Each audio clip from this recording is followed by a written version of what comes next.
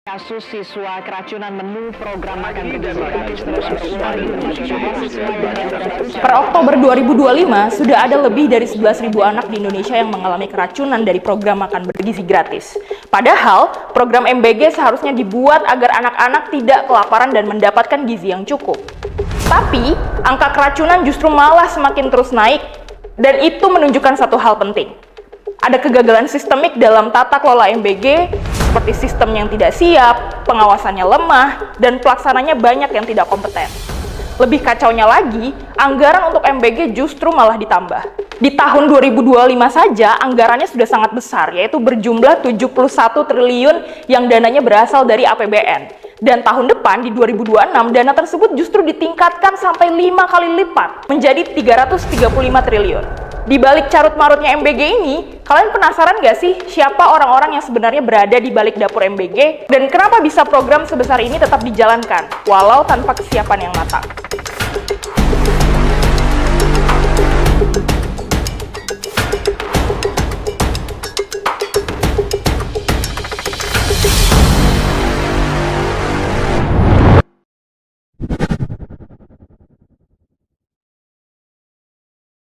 Dengan berbagai masalah dan juga carut-marut dari pelaksanaan program MBG ini, maka kami melakukan penelusuran lebih lanjut untuk menemukan adanya indikasi praktik patronase dan juga konflik kepentingan yang diduga kuat hinggap di dalam yayasan yang menjadi penyedia dari MBG ini. Kami mengumpulkan daftar sebanyak 220 yayasan yang berasal dari laman Badan Gizi Nasional dan juga dikumpulkan dari pemberitaan media, yang kemudian 220 yayasan tersebut dicari aktenya di portal milik Dirjen Administrasi Hukum Umum milik Kementerian Hukum Republik Indonesia, hingga datanya mengerucut menjadi 102 yayasan yang datanya dapat diakses dan kemudian diolah lebih lanjut.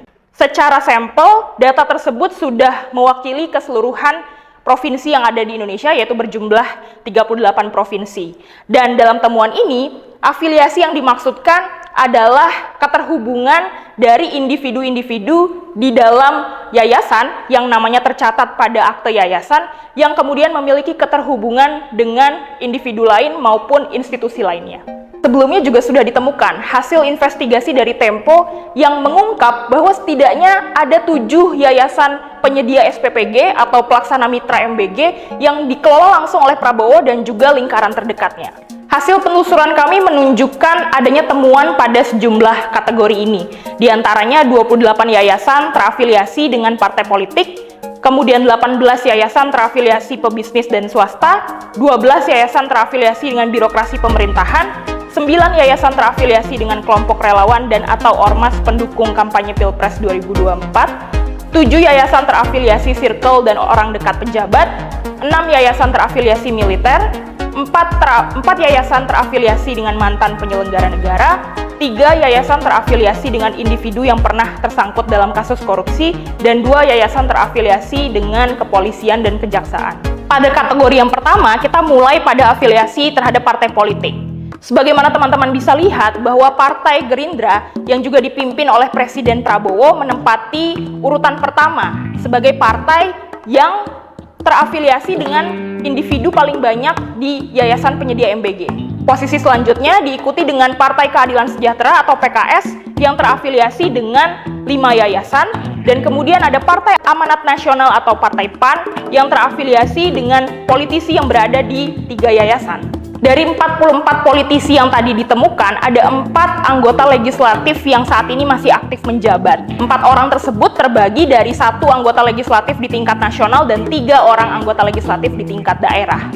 Selain 4 nama anggota legislatif yang masih aktif menjabat, ada juga 4 nama lainnya yang pernah tersangkut dalam kasus korupsi yang ternyata merupakan bagian dari Yayasan Penyedia MBG. Dengan adanya sejumlah nama yang pernah tersangkut dalam kasus korupsi ini, maka kita patut mempertanyakan apakah proses untuk mengecek rekam jejak dan juga kualifikasi dari yayasan untuk bisa diterima sebagai penyedia SPPG sudah dilakukan dengan cukup baik atau belum. Pada temuan berikutnya, kami menemukan adanya jejak keluarga polisi di balik dapur MBG yang ditemukan melalui Yayasan Kemala Bayangkari. Dari hasil penelusuran kami, ada 3 nama petinggi di kepolisian yang bisa ditemukan dari yayasan ini. Yang pertama adalah Wakapolri Komjen Dedi Prasetyo yang merupakan suami dari ketua yayasan ini.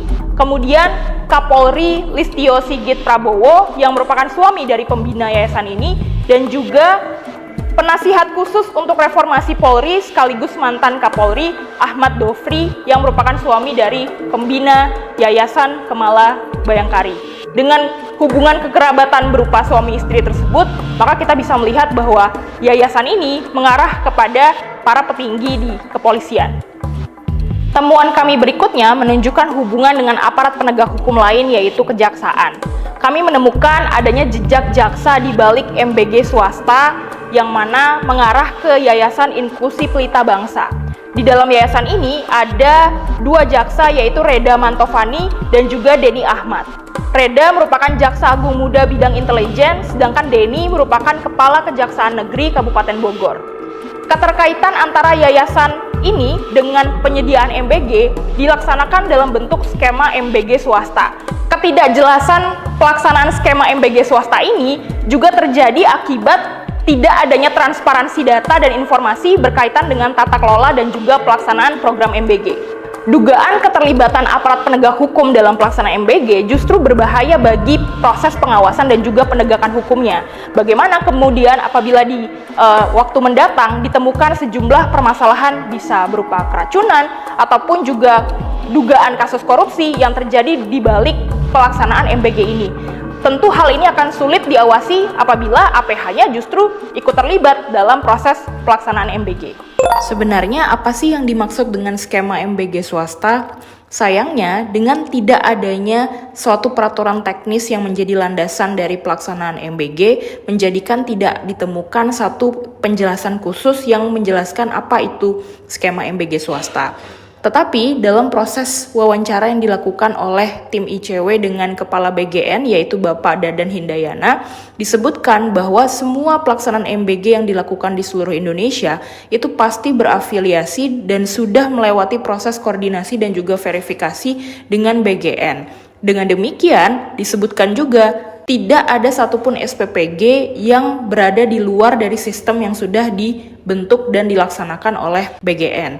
Artinya, skema MBG swasta yang dijalankan oleh yayasan ini tidaklah berbeda dengan skema MBG yang dijalankan oleh yayasan-yayasan lainnya yang menjadi penyedia SPPG dalam program MBG ini.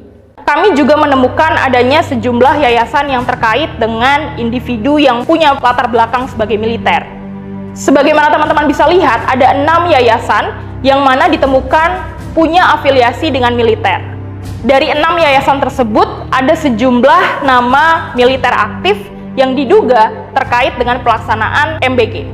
Selain nama-nama tadi, ada juga 19 purnawirawan militer yang ada di balik yayasan pengelola MBG.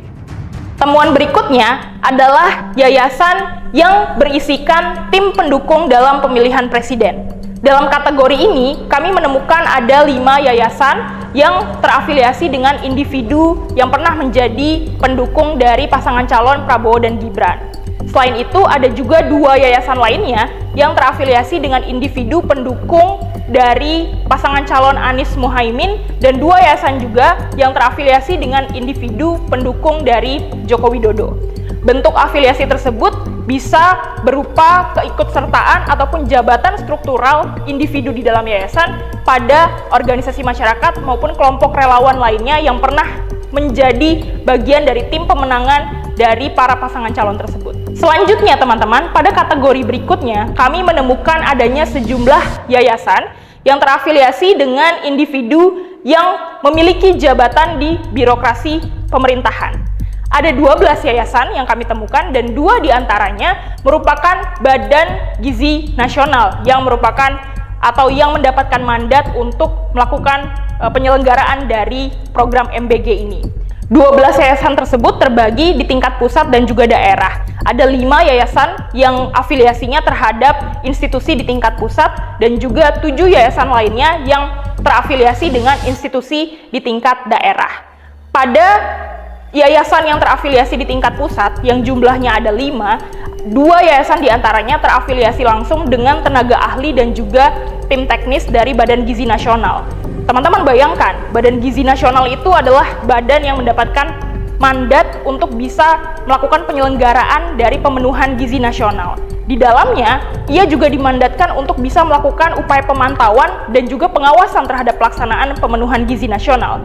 Ketika justru orang-orang yang terafiliasi dengan BGN malah ikut menyediakan MBG, bagaimana proses pengawasan tersebut bisa dilakukan dengan baik? Teman-teman bisa lihat di layar ada 7 yayasan yang punya afiliasi dengan institusi di tingkat daerah. Dari 7 yayasan di tingkat daerah, ada 2 yayasan yang mana individu di dalamnya punya keterkaitan dengan jabatan sebagai mantan penjabat di tingkat daerah. Ada Yayasan Pendidikan Islam atau YAPIS di Tanah Papua, yang mana Muhammad Musaat sebagai ketuanya itu merupakan mantan penjabat Gubernur Papua Pegunungan. Kemudian ada Yayasan Lazuardi Kendari yang didirikan oleh Zayat Kaimudin, yang dimana dia pernah menjabat sebagai penjabat Bupati Muna. Temuan lainnya, kami menemukan ada 18 yayasan yang mana individu di dalamnya memiliki afiliasi dengan sektor bisnis ataupun swasta. Kemudian ada juga 7 yayasan mitra MBG yang terafiliasi dengan penyelenggara negara dan mantan penyelenggara negara alias orang dekat pejabat. Kenapa semua temuan ini berbahaya? Karena dari apa yang tadi kita lihat bersama, ini mengindikasikan bahwa program MBG itu syarat akan praktik patronase yang dijalankan oleh rezim Prabowo dan juga Gibran. Pelaksanaan program MBG sangat mungkin untuk dijadikan wadah bancakan dan sarana untuk mencari keuntungan bagi orang terdekat dan orang-orang yang berada di lingkaran pemerintahan saat ini. Bila demikian, maka bukan penerima MBG yang pada akhirnya diuntungkan, tapi justru kelompok-kelompok yang dengan sengaja terlibat agar bisa mendapatkan keuntungan dari pelaksanaan proyek ini. MBG sudah dijadikan sebagai sarana yang mengakomodir politik patronase atau politik balas budi yang dikelola dan dijalankan oleh rezim Prabowo Gibran. Hal ini bisa terjadi sebagai bentuk balas budi atas dukungan elektoral yang sempat diterima pada pemilihan presiden lalu, maupun juga sebagai bagian untuk mengakomodir, mengamankan, dan menjaga loyalitas dari para jejaringnya agar bisa memberikan dukungan elektoral pada kontestasi mendatang. Jika hal yang demikian yang terjadi, maka penerima manfaat dari program ini, yaitu siswa dan juga ibu hamil dan juga ibu menyusui, tidak akan bisa sepenuhnya mendapatkan manfaat dari program MBG. Yang mendapatkan manfaat dan keuntungan justru elit yang berada di lingkaran pemerintah dan rezim saat ini. Siapa yang membentuk Badan Gizi Nasional? Siapa yang tanda tangan? Sebelum Oktober 20, yang bentuk adalah Pak Joko Widodo.